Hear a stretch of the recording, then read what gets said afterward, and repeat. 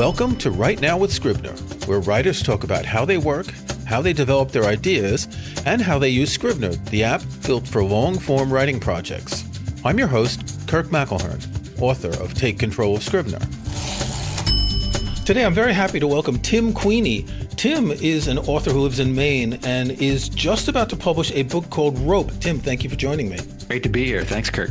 My first thought when I heard about this book is he has to be a sailor. That is correct. I grew up sailing, and that's sort of the genesis of how this book came about. Sort of a long echo from my time sailing with my dad. After my dad had died, I had a bunch of rope that was in a milk crate that my mom said, "Can you take that back home with you?" So it was all lines and rope that had been used on our various boats, and I was using it for various things around my house. One day I pulled out a piece of rope and I looked at the knot in it, and I said, I don't really need a knot here in this what I'm doing.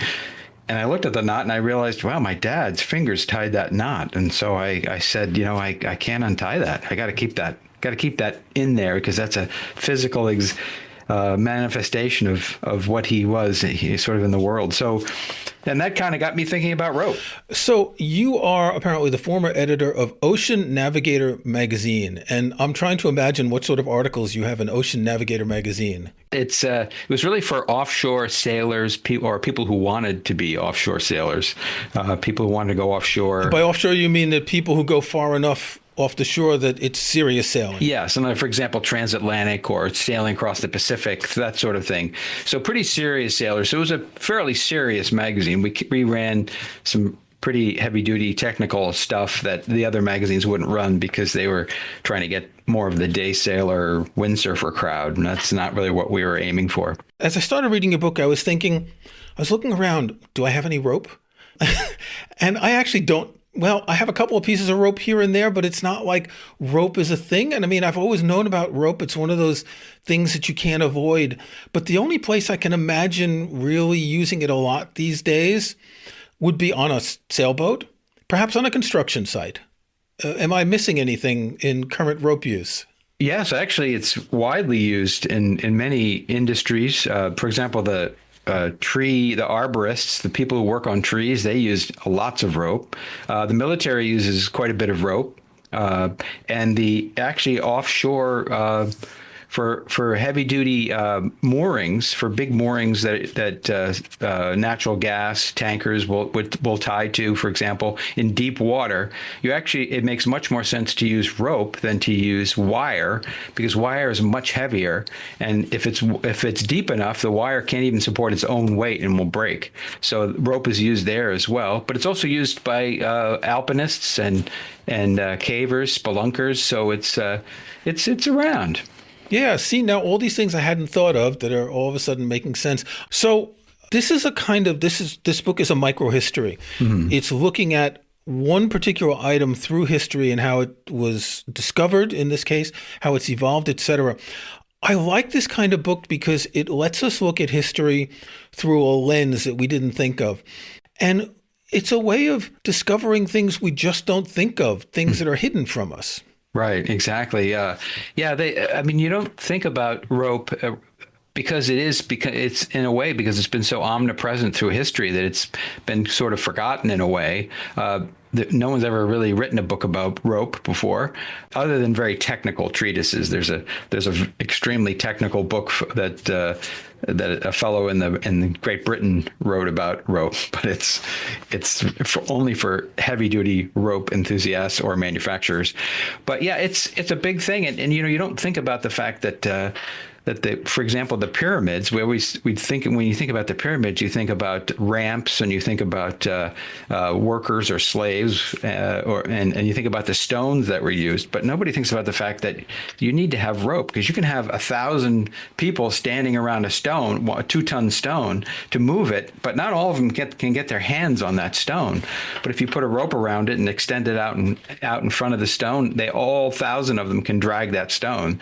But the problem with rope is with a lot of it is natural fiber in the past. It was all natural fiber in the past, and it rots away, so it disappears. So we don't think about rope because a lot of it is gone. What's the earliest rope that archaeologists have found?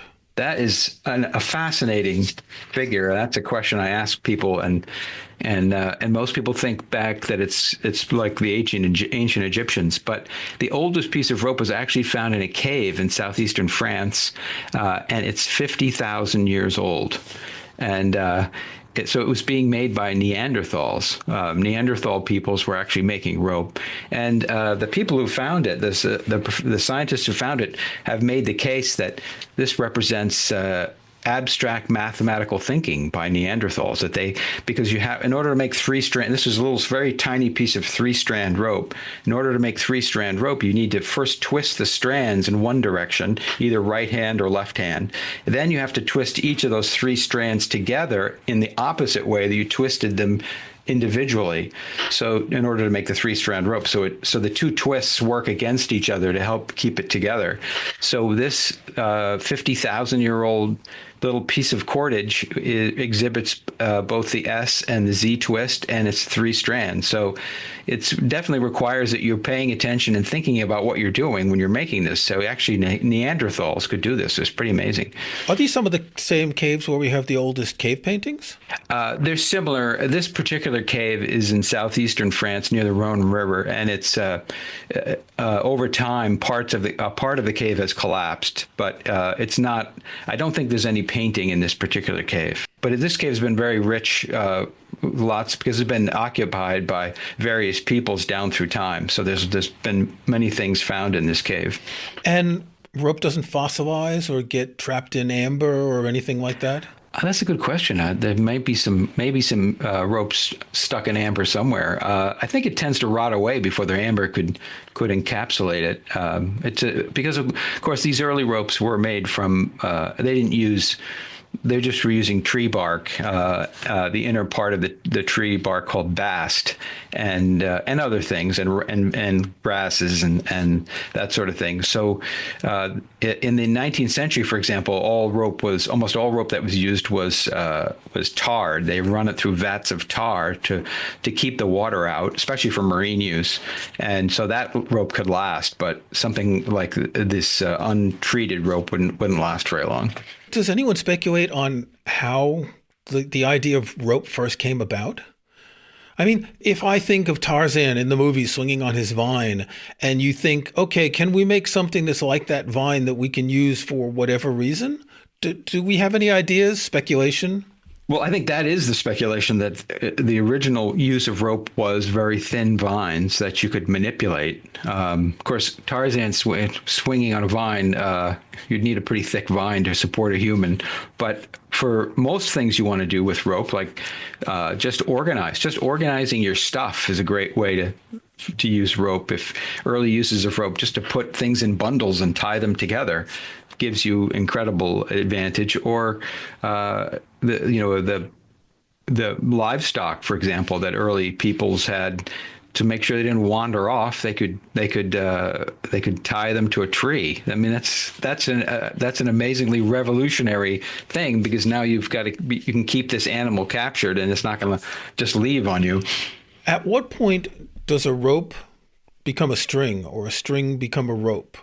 Or are they both the same, just the thickness is different? Yeah, I think by standard usage, once things get down below maybe 1/4 inch, you'd call it a string, or you might call it a cord.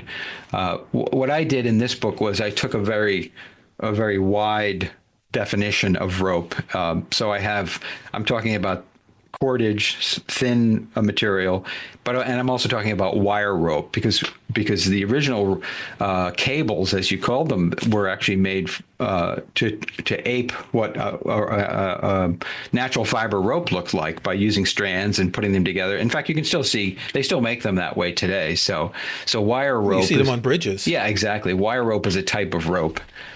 At one point in your book, you talk about the person they found frozen in the Alps. Oh, yes. And the way he died showed evidence that someone had rope. Yes, Otzi, the name they've given him because of the mountains he was found in. Yes, he was evidently. So the funny thing is that they found Otzi, and they had him for quite a few years before they did a scan and discovered that he had an arrow head stuck in his shoulder, and so the question about it, and it was in just the right place to cut a major artery. So the question of how he died, which was a little bit up in the air, was solved. He was murdered. He was murdered either in a some kind of fight or war or something like that. But somebody decided to get rid of him, and the way that they did that was using rope cordage to make a bowstring, to make a bow, which allows you, with a bow, you have a standoff weapon, and you can hit somebody, an animal or a human being, from quite a distance away. And he was found in a glacier. So I sort of imagined the idea of him running across this glacier, trying to get away from these guys, and one of them decides that he is going to get away, so he just takes a shot at him and hits him.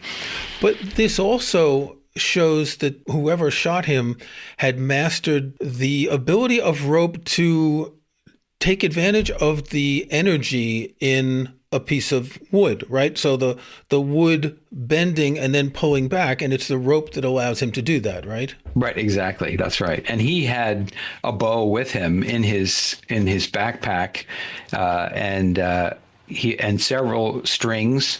And the bow was unfinished. He was evidently still working on this bow that he had. So maybe it wasn't, he couldn't shoot back at them because he didn't, maybe there was too many of them, but his was unfinished. And what age do they give for him? About 5,000 years old. Yeah. You mentioned Stonehenge in your book, and when you look at it, you just can't imagine how they did it. And I've seen these artist renditions of they're rolling the stones on logs, or they're pulling them with ropes, etc. And it makes you realize that the power of rope. Okay, maybe the rope was an inch thick, which is relatively thick for rope, but the tensile strength of the rope is spread out across the length of the rope. Is that why it stays strong? Yeah, I mean, rope is pretty amazing stuff, because when you come right down to it, especially in ancient times, when they were making rope from much less strong materials, and obviously we can make it today, but rope is made of lots of small strands, short strands of natural fiber that's woven together, spun together, really, just like you make yarn, and then that yarn is spun into strands. And then the strands are spun or twisted into 3-strand rope. So, yeah, each one of those individual little fibers is not very strong, but all put together between friction and the twist, the helical twist of rope, is what gives it its strength, really. And I talk about this in the book, but if you take a piece of rope and you wrap it around your arm, and don't even tie the end near your elbow. Just wrap the rope around and then pull it this way in the same angle as the axis of your arm. It doesn't slide off your arm. What it does is it turns into a helix that then compresses and stays on your arm. It's really amazing. So it's that helical ability of rope it's the friction, and then the helical ability, and then of course the natural strength of the fibers themselves. At one point in your book, you say, as important as rope is, however, there's good evidence that it wasn't the absolute first of humanity's world-changing tools. We'll never know, but the sequence probably goes something like this: fire, stone tools, and then the twisted strands of the first ropes. Do you really think it's that early? I do, because as we've said, we've found 50,000-year-old rope, and we know that rope degrades. So I think that even the earliest humans, when they were making stone tools, they were thinking about things like how do I organize things, how do I keep things together, and I think pulling some vines off of a tree and then saying, maybe there's a better way to make this rope, and figuring that out. Okay, let's take a break. When we come back, we'll talk more about rope. We'll talk about how you use Scrivener. Okay.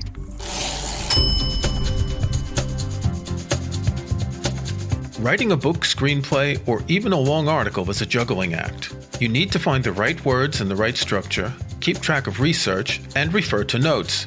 Tailor-made for long writing projects, Scrivener is the go-to app for writers of all types. Scrivener combines a typewriter, binder, and corkboard in a single app. A project outline makes it easy to get an overview of your work and flip between sections. Refer to research alongside your writing and just drag and drop to rearrange your work. Write in any order in sections as large or small as you like and let Scrivener stitch it all together when you're ready to share your words with the world. With Scrivener, you'll find everything you need to start writing and keep writing. Scrivener is available for Mac, Windows, iPad, and iPhone. Download the free trial from scrivenerapp.com. Right now, with Scrivener listeners can get a 20% discount with the coupon code PODCAST. That's scrivenerapp.com. Just to follow up on what you said before the break, I can imagine that they had come up with a flint tool, an arrowhead, and they figured out how to put it on a stick, and they needed something to tie it on, and they started with a vine. Does that make sense? Yeah, that's right. They'd use sticky material on the end of the stick to stick the arrowhead on, but that's not strong enough to hold it in any kind of a stressed out. So they'd have to lash that arrowhead onto the stick.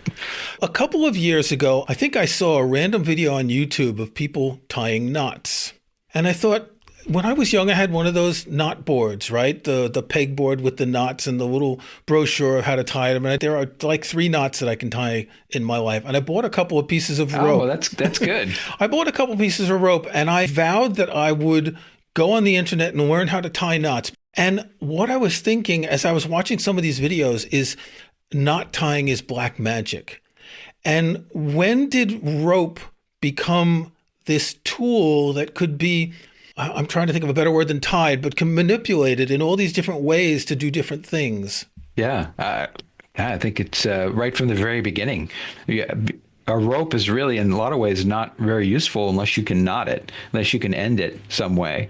And also, if you're making multiple strand rope, you have to figure out a way to fasten the ends so it doesn't unravel on you. One way to do that is with knots, of course, and another way to do it is with whipping, with much finer line that you wind around and through the ends of the line. Do we have any idea how old knots are? I mean, have we found knots in ancient Egypt? Yes. Yeah, definitely knots in ancient Egypt. Yeah. I mean, they were very sophisticated knot users, rope users back in the time of the ancient Egyptians. I write in my book a little bit about the discovery of one of the Pharaoh boats, the Cheops boat, alongside the pyramid, or the Khufu boat. He's called Cheops and he's called Khufu, so sometimes they're sort of interchangeable.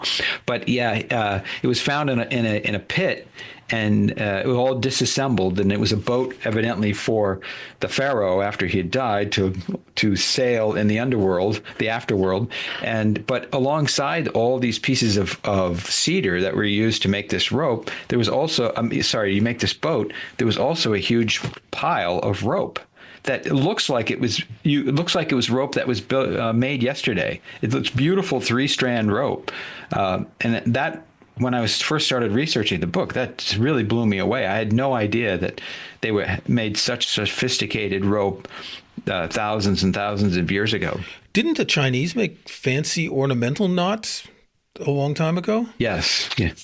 Oh, yeah. Yep.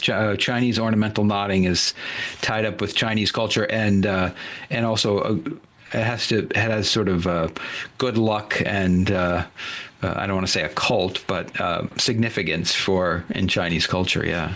Okay, so how is a knot defined at sea? The speed of ships was defined by pieces of rope, right? Oh, I see what you're saying. Oh, not a speed. Yes. Yeah. Yeah. It's funny that it's called a knot, because it really was they just took a piece of rope and they tied knots in it every so many feet. I should really know that, but I can't remember the exact distance. But they tied knots in it and then put it on a big reel. And then at the end of the rope they took the 3 strands, separated them, and tied each to a triangular piece of wood, and that was called a chip. And they would throw that chip in the water, and then somebody would stand there literally with an hourglass and watch as the rope paid out, and saw how many knots went by in a certain amount of time, and then they could determine their speed. Is this a technique that was normalized? I mean, I guess we're talking about Europe here, right? Mm-hmm. Different European countries. Yes. Did they have the same type of distance between knots, or were there British knots and Spanish knots and French knots? they were all the same because they're based on leagues. The league, which is 3 nautical miles, and a nautical mile is 6,000 feet, and it's also based on the measurement of latitude on the Earth. That a nautical mile is 1/60th of a degree, because there's 60 nautical miles in each degree of latitude. So everybody used that same formula for their knots. When was that established? That's a good question. That actually ties into my next book, which is going to be about maps. Excellent. Okay. Because it's true that they needed some way of agreeing on things, right? Like you see, when the railroads came around, they had to develop time zones. So so a timetable could write that this train leaves here at 12:02 and gets here at 1:02, right? And they had to know the right amount of time. I guess this is part of your Ocean Navigator magazine stuff, knowing that a nautical mile is 1/60th of a whatever, which, for me, I'll just check on my iPhone to see how far it is. Right. Well, actually, I taught celestial navigation for 25 years, teaching it to adult students who wanted to learn it to go on their sailing trips as a backup navigation, initially as a primary navigation device, and then GPS came along and basically made it very much a secondary device. But it's a great deal of fun to do celestial navigation, to just navigate by the stars and have that island swim up over the horizon exactly when you say it's going to. It's a great feeling of accomplishment. Okay, let's talk about how you use Scrivener. There's tons of research in this book. Obviously, you use Scrivener's research folder to organize all of this? Oh, this Scrivener was so great for this because the binder is just an amazing way of organizing everything and keeping it all in one place. So you can having to go back and forth if doing it in another word processing program where you would keeping things in separate folders or separate files, that would be a nightmare. This makes everything so easy to organize the research, which I had, as you say, I had a lot of research. Oh, obviously this book is more or less in chronological order. Did you write it in chronological order, or did you at one point decide, well, I'm tired of writing about ancient Egypt, I'm going to talk about, the French Navy for a while? Actually, I did write it in chronological order. It just seemed like the logical way to do it, to move on through the process. And it was so great to be able to open the multiple windows so that I could have the binder on one side, my text for the chapter in the middle, and then I could have research information on the right in a right window. It really made things easy. I guess you use a big display. I do have a big display, yeah. Yeah. It's really practical when you can have that in a large enough size. I saw an interview on the BBC with Ken Follett, and he works with 3 huge screens in portrait mode. Oh, okay. Yeah. What he does is the middle one is where he's writing. Mm-hmm. The one on the left is his first draft, and the one on the right is all the notes he's gotten from readers and editors. And he retypes his manuscript after the first draft to do that. But he has these 3 massive screens. And it's true with Scrivener, you could do that too. You could put windows on different screens. Oh, that's right. Oh, I didn't know that. That's good. That gives me an excuse to get some more screens. But I like the idea of using the portrait display because years ago I had one of my early Macs. They used to sell a portrait display just for doing word processing, and it was great. I think you can still buy them, or you can buy displays that you pivot, that you can do in either direction. I'm looking at the bibliography in your book. There are, dozens of pages of bibliography. I mean, the way it's presented, it's not presented like a normal small text bibliography in the version that I'm looking at. Between books and articles, how long did it take you to do all this research, and how did you choose what to keep from each thing that you read? That's a good question. There was so much, and this is. I don't know if my editor wants me to talk about this, but they gave me 75,000 words to write this book into, and when I finished, I was at 93,000 words. So I had little bit of cutting to do. But yeah, so yeah, it's just a decision as to what you think the reader will be most interested in and what's the most interesting, most pertinent stuff to rope. But this book could have easily been twice as big. I sent it to one of my good friends who's a author, and he and asked him if he would take a look at it, and he said he got back to me and said, I didn't think that 300 pages on rope would be interesting, but boy was I wrong. Well, so prior to this, you wrote a bunch of adventure novels, and you can feel that sort of tone coming through in the chapters, in the way you organize your narratives. Was that intentional, or did it just happen naturally because that's the way you write?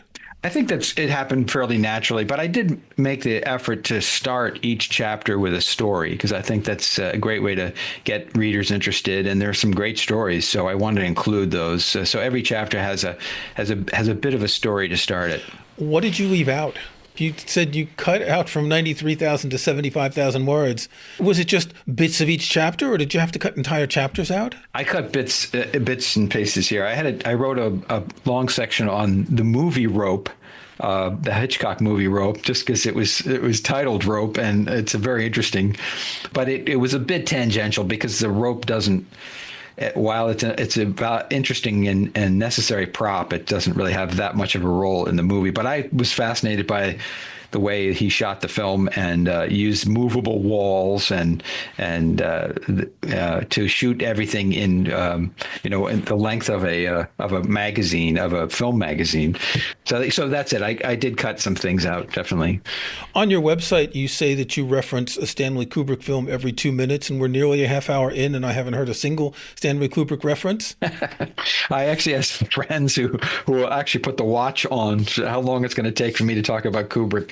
No, I just love his films, but yeah, I'm trying to think of a good rope usage. Maybe Full Metal Jacket, when they're in the training sequence, there's some rope, but Stanley wasn't that much. He wasn't that into rope, evidently. Isn't there some rope in Barry Lyndon at some point? Oh yeah, there must be. Yeah, that's right. There must be. That's the sort of countryside one. So there would have been things like that. Yeah. All right. I like to ask my guests if they have a book that they can recommend, either one of your favorite books or something you've read recently. Yeah, the book I just recently read is Careless People by Sarah Wynne Williams, about the Facebook, her time at Facebook. It's a pretty fascinating look at behind the scenes at the people, the principals at Facebook. And I think I can understand why they didn't really want that book to get published. Yeah, I read that when it came out too. And it's true that it's a bit of an expose, isn't it? Yeah, definitely. So your next book about maps, is it going to be called Maps? Probably be Map. Yeah. You like the one-word title? Yeah, I like the one-word title, yeah. And this is going to be the history of maps. Well, it's going to be the history of maps, but also it'll go beyond that, because I'm going to do the same sort of thing. I'm going to talk about present day use of maps, which is the digital map, and the fact that we're all being tracked all the time with our phones on a map, sometimes without our knowledge. And then it goes even further than that. So I'll look at sort of the future of maps as well. And how long does it take you? How long did it take you to research and write Rope? A little over a year. Oh, that's not a lot. Okay, so you'll have maps out in 2026? Well, I hope so. Okay, Tim Queeney, author of Rope, and a really interesting book if you want to read about something you've never really thought about. Tim, thank you for joining me. Thank you. It's been great. If you enjoyed the podcast, please follow it in Apple Podcasts or your favorite podcast app. To learn more about Scrivener, go to scrivenerapp.com. Join us next month for another conversation on Right Now with Scrivener.